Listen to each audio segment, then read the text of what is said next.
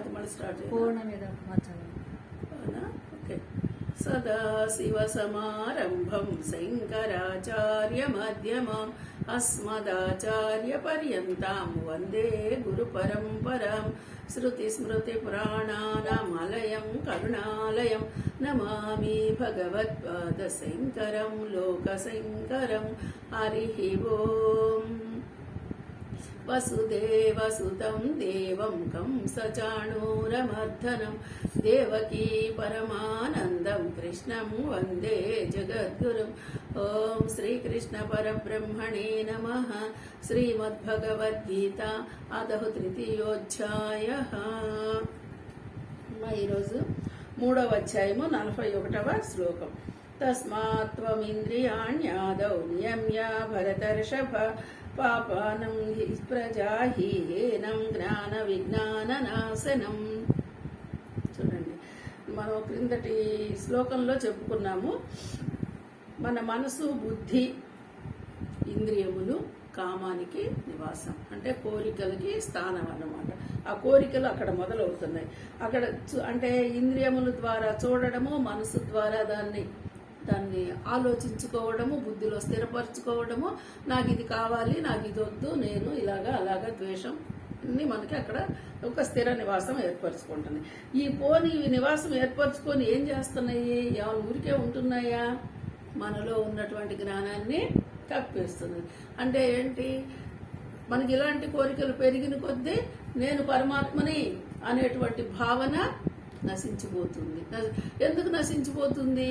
ఈ కోరిక ఎప్పుడైతే కలుగుతుందో అప్పుడు మనకు తెలియకుండానే ఒక ద్వేషము, ఒక ప్రేమ ఏదో ఒకటి ఆవహిస్తూ ఉంది. ఈ ద్వేషాలు ప్రేమలు ఆవహించడం వల్ల ఏమవుతుంది? ఈ మనలో ఉన్నటువంటి సమత్వ భావము, ఏకత్వ భావము, అంటే అందరూ సమానం, అన్ని సమానం, అందరిలో పరమాత్మ ఉన్నాడు అనే భావన నశిస్తుంది. కాబట్టి అక్కడ మనకి జ్ఞానము కప్పివేయబడుతుంది అంటున్నాడు. అంటే అది పూర్తిగా ఏమీ వెళ్ళిపోదు. పరమాత్మ అనే జ్ఞానం జ్ఞానంగానే ఉంది. కానీ ఇది ఎప్పుడైతే మనలో పెరుగుతుందో, ఈ కోరికకు సంబంధించినటువంటి భావాలు ఎప్పుడైతే పెరుగుతాయో అప్పుడు ఇదేంటి? కాస్త అంటే మూసుకుపోతుంది అన్నమాట. ఓపెన్ అవ్వటల్లా మనలో ఉన్నటువంటి ఆత్మజ్ఞానము ఓపెన్ అవ్వటల్లా ఇది జరుగుతుంది. మరి అలాంటప్పుడు ఈ జీవాత్మను మోహితునిగా, అంటే ఇప్పుడు జీవాత్మ అంటే మనమే కదా, ఈ శరీరంతో ఉన్నటువంటి జీవుడిని మోహంలో పడేస్తుంది. ఈ మోహం ఎలాంటి మోహం? మాయామోహం. ఇదేంట మొసలితో పోలుస్తారు కదా మోహాన్ని. మొసలి మనం నీళ్ళల్లో కాలు మొసలి పట్టుకున్నది అంటే ఇంకా అది వదిలే అవకాశమే లేదు. అదిగా మనం కూడా ఈ మోహంలో పడ్డామంటే ఈ మోహాన్ని వదిలించుకోవడం చాలా కష్టం. అది చెప్తున్నారు. అది నిన్నటి క్లాస్లో మనం అనుకున్న విషయం. ఈరోజు పద విభజన. తస్మాత్ త్వాం ఇంద్రియాణి ఆదౌ నియమ్య భరతర్షభ పాపానం ప్రజాహి హి ఏనం జ్ఞాన విజ్ఞాన నాశనం. దీని మూలంగా ఏమవుతుంది? తస్మాత్ అందువలన, ఎందువలన? మనలో ఉన్నటువంటి జ్ఞానము కప్పివేయబడవలన. అంతే కదా, జ్ఞానం మనల్ని మనం మూసేస్తున్నాం. అదేం మనమే దాన్ని మూతెట్టి పెట్టేసుకున్నాం. నువ్వు పక్కకుంటలే నా సంగతి చూసుకుంటున్నాను అన్నట్టు దాన్ని మనం కప్పేస్తున్నాం. అందువలన తస్మాత్ అంటే అందువలన, అలా మనం కప్పేయడం వల్ల నీవు మొదట ఇంద్రియములను అదుపు చేసి ఏం చేయాలి? అర్జున, నీవు ఏం చేయాలి? ఇప్పుడు అక్కడ అర్జునుడు, ఇక్కడ మనం ఏం చేయాలి? మొదట ఇంద్రియములను అదుపు చేసి, అంటే బయటికి వెళ్ళేటువంటివి బహిర్ముఖమై ఉన్నవి ఇంద్రియాలు. ఈ ఇంద్రియాలని నువ్వు కాస్త కంట్రోల్ చెయ్యి. అంటే మనం చాలాసార్లు అనుకున్న విషయమే, చూసిందల్లా కావాలని, విన్నదల్లా పట్టించుకొని ఏదొస్తే అది అనేయడం, ఇవి కంట్రోల్ చేయి ముందు నువ్వు. ఈ ఇంద్రియాలను గనుక నువ్వు అదుపు చేస్తే, నియమ్య అంటే అదుపు చేస్తే, జ్ఞాన విజ్ఞాన అంటే జ్ఞాన విజ్ఞానములను నశింపజేయనట్టే పాపరహితమైన, ఇప్పుడు మనలో ఉన్నటువంటి జ్ఞానము విజ్ఞానము అంటే ఇక్కడ చూడండి, జ్ఞానము వేరు విజ్ఞానం వేరా అంటే కొంచెము తేడా ఉంటుంది. ఎందుకంటే జ్ఞానము అంటే మనం దాన్ని తెలుసుకోవడం, విజ్ఞానం అంటే అందులో విశేషతని.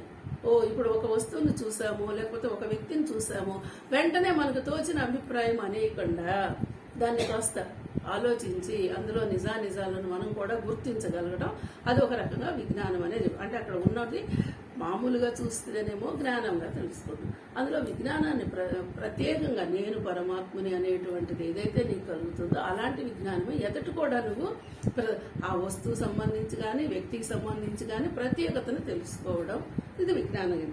అప్పుడేంటి అట్లాంటి మనం అదుపు చేసినందువల్ల ఈ జ్ఞాన విజ్ఞానములను నశింప చేస్తున్నట్టే మహాపాపి అయిన ఈ కామము అవశ్యముగా సంహరింపుము. ఇప్పుడు నువ్వేం చేయాలి? నువ్వు దీన్ని అదుపు చేస్తే నువ్వు ఈ పాపాన్ని మూటగడుతోంది కదా, నీకు ఈ కోరిక అనేది పాపాన్ని మూటగడుతుంది. ఆ పాపాన్ని నువ్వు సంహరిస్తావు అంటున్నాడు. అంటే నీలో కోరిక నశిస్తుంది. అంటే ఈ కోరిక అనేది లేకుండా పోతుందా అంటే ఎప్పటికీ అది పోయేది కాదండి. కోరిక ఉంటుంది, దానిలో ఒక విచక్షణ, ఇక్కడ విజ్ఞానం అని చెప్పాడు కదా, ఆ విజ్ఞానంతో కూడిన ఇప్పుడు కోరిక ఉందండి. పిల్లలు ఉన్నారు, వాళ్ళని పెద్ద చేయాలి, పెంచాలి, వాళ్ళకి చదువులు కావాలి, పెళ్లిళ్ళు కావాలి, వాటిల్లో నువ్వు చేయాల్సినది అవి నీ ధర్మం. అవి కోరికలు కావు. అత్యాశకు పోవడం మనం కాని దానికోసం ప్రాకులాడడం, అది అలాగే చేయవలసింది చెయ్యకపోవడం, ఈ రెండు మనలో ఉన్న జ్ఞానాన్ని విజ్ఞానాన్ని నశింపచేస్తున్నాయి. కాబట్టి వాటిని నువ్వు సంహరింపయా అంటే నీ ఇంద్రియాలని అదుపులోకి తెచ్చుకొని కావలసిన వాటిల్ని మాత్రం నువ్వు చూడగలిగితే వినగలిగితే అది నీకు జ్ఞానముగా విజ్ఞానముగా పరిణమిస్తుంది అని చెప్పి.